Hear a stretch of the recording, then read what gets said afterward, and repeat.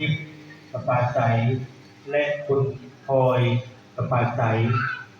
เรียนเชิญนะครับเราก็มีคุณพ่อย่าบุญทองอีกนะครับเพิ่มเติมก็มีที่ทั้งหมด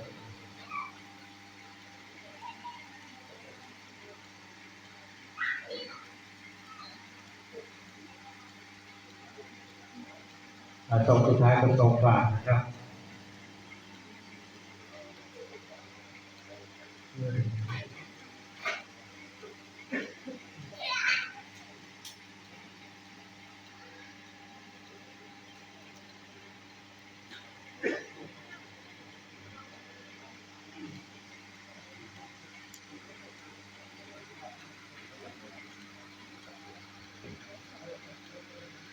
ทั้งหมดที่อย่างนะครับรายชื่อ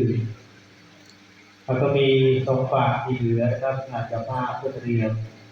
เอาไว้พี่น้องที่